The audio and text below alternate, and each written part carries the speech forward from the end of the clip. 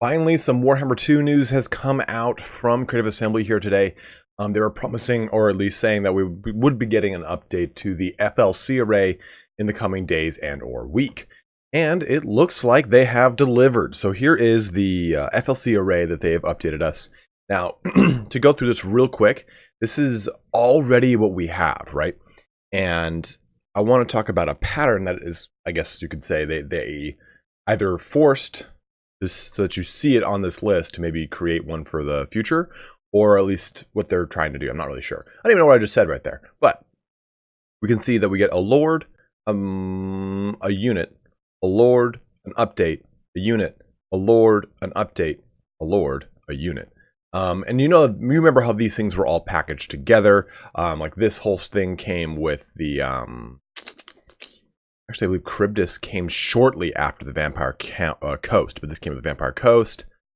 This was together with the Queen of the Crone. We got this in line with the Tomb Kings shortly after. The Tomb Kings with the Skulls for Skull Throne event. Map of Aisha was right before it, and Tretch was an FLC on his own as well, with the lab mode and the Mortal Campaign kind of somewhere at the very beginning of Total War Warhammer 2. But Bretonnia update was in line with the Lizardman, and the Amethyst Wizard came out shortly after, I believe with Skull Throne as well. Now, we see what's coming here, right? A Legendary Lord, another Old World update, and then possibly what is rumored to be some old friends. Now, we all remember the old friend shenanigans of Total War Warhammer 1.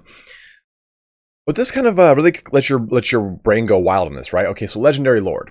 We're going to get an FLC that is going to be in line with whatever the next DLC is. We do know that there are more DLC coming. We're not really sure what, we're not really sure how many, but we'll have a Legendary Lord that's in line with that. So let's just assume that this Old World update is one of two races. When I hear the word Old World, I immediately think Empire. It could be Greenskins. They are in need of an update. So are Beastmen, Lizard, or Wood Elves need a whole campaign overhaul and update. So I don't know if this would be, well, I guess Old World update for Bretonnia. And that was just simply mainly updating their campaign more than anything, like the 4th time already, and their research tree. But I'm going to go with Old World update pertaining to Empire. And I think that's what the consensus from across the community is really right now anyway.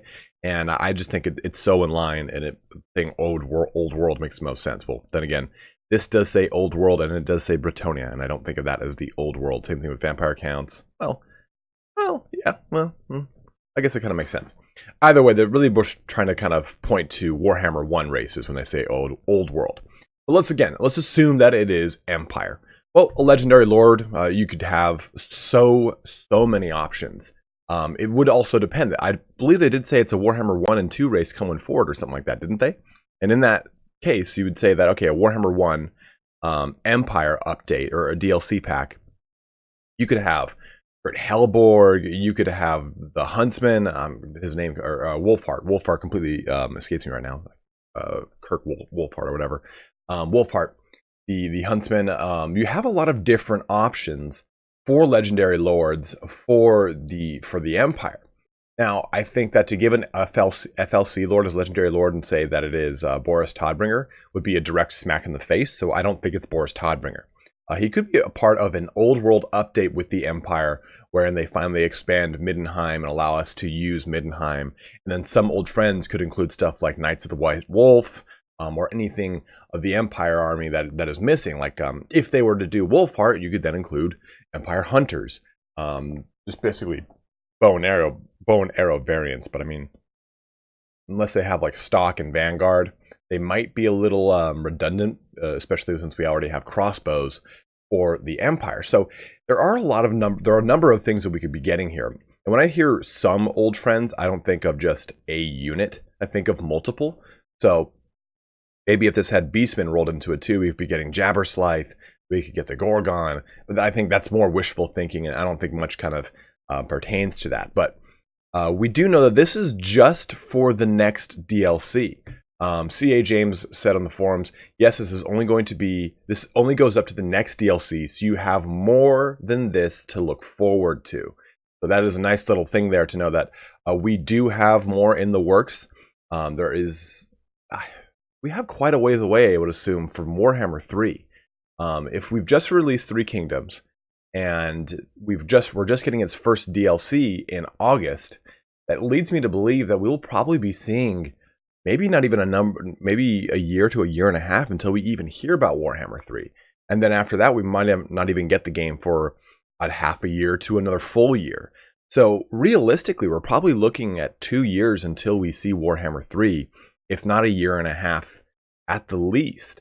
And if that's the case, we will probably need a lot of stuff in Warhammer 2 to fill up that time.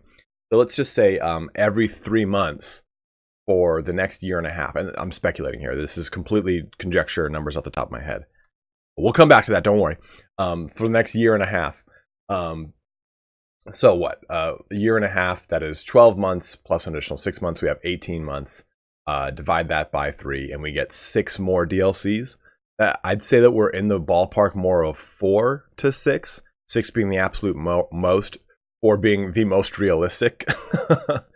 So I think from now to the next installment of Warhammer, or Total War Warhammer, I think we're probably going to be seeing 4 to 6 DLCs. And at that, we'll probably get this same formula. I think they're trying to stretch that this is the formula going forward. And if you take a look at this, if we take a look at all the upcoming DLCs, not including this one, how many races do we have to update? We need Empire, we need Greenskins, we need Beastmen, we need Wood Elves. And you know what? We probably need vampire counts, because by the time we do all this, they're going to want to add more to the vampire counts, because why the fuck wouldn't they? But still, okay, that's 4 races that need updates. Well, that makes sense for 4 DLCs right there. And if they roll in new units with those, okay, there's plenty of units missing from the Beastmen roster. There's plenty of units that you could fill in for, say, even the High Elves. You could add Medusas to Dark Elves. There's even more stuff you could still add to Skaven. I think Tomb King's vampire counts, Vampire Coast. Actually, shockingly enough, Wood Elves are pretty complete. Their roster for the most part is at 100%. You pretty much need a number of legendary lords for the dwarfs, but again, they are pretty locked tight. They're pretty good. You could argue things like the Grudge Thrower, or I'm sorry, not the Grudge Thrower. It's from Storm of Chaos, where it launches axes. Needs to be added to the game, but I could do without it. But see, like I'm saying here, there are still 4 races that need to be done. That makes sense for 4 DLC at the very absolute least, with 4 legendary DLC or FLC lords added on. If we take a look at even the High Elves don't have 4 DLC or 4 lords, and we were told that every single race will have 4 lords of Total War Warhammer 2. So we still have quite a few things in the hopper, I'm assuming, as far as like extrapolating everything they've said across the almost 2 years now of Total War Warhammer 2. So I think that this is a really cool formula for the upcoming DLCs. It means that not only will we be getting DLC and DLC related units, we'll be getting a legendary lord. We'll be getting an old world update to one of the 4 races that are still sorely needed. And then possibly, when I see some old friends, I think more than just 1 unit. So in this case, I bet you it's more than 1 unit. But I think for future ones, it's probably 1 or 2, like fitting this formula up here. I mean, I think Lord Croak as a unit is kind of a stretch. But again, this kind of reinforces my notion that maybe they want to stress this formula. This one, because these ones are grouped together. This formula going forward, even though this guy is more of a hero choice. But another observant Reddit poster mentioned that some old friends, ex-Bloodraven, and we all know that he makes amazing, amazing breakdowns of potential army lists for the game, brought up Gotrek and Felix. Now, Gotrek and Felix did get their own little supplement way back. I think it was 6th or 7th edition, maybe even 5th, to be honest, but I think 6th or 7th is more in line. And it plays in line with the notion of the two, Gotrek and Felix. If you don't know who they are a series of novels by William King, which are absolutely incredible. If you're looking to get into the world of Warhammer Fantasy and understand the world of Warhammer Fantasy off of like not a war scale, Gotrek and Felix is probably your best bet, because it goes through some of like the minutia and monotony of being in the Warhammer world. But as we go through the whole entire list, we do have rules for these guys. And so Dylan Spruce even said, I would love voice Felix Jaeger, which would be kind of interesting. I don't think he, contrary to popular belief, I don't think he did a bad job as a Lith and R, but it is a Lith, not a Leaf. A Lith and R. So maybe some old friends is these two guys. It would play into an Empire-themed DLC. These guys could be legendary heroes or heroic heroes or whatever we want to call those types of heroes, like Croak. And maybe these guys are tied to some sort of mechanic. Depending on where we see the Empire, if it is indeed the Empire as part of the DLC, it would maybe make sense to have these guys as some sort of like ultimate summon in the same way that we get with the Green Knight, in the same way that we get with Lord Croak, as he's part of some sort of quest and ritual. So I'd be very interested to see what we get with this DLC. I'm sure we'll see in the coming month, if not after the DLC drops for Three Kingdoms. We'll start to get some reveals as to what we are going to get. But I'm extremely excited, especially when that trailer launches. I know my nipples will be rock hard, rock diamonds, and we'll cut glass. But guys, as always, thank you so much for joining me here today. This was just a brief little review of what was released and some speculation behind it. I'd love to hear what your thoughts are, who you think this lore, this update, and who these friends are going to be. I would even love to hear what you guys think, what the next DLC is going to be.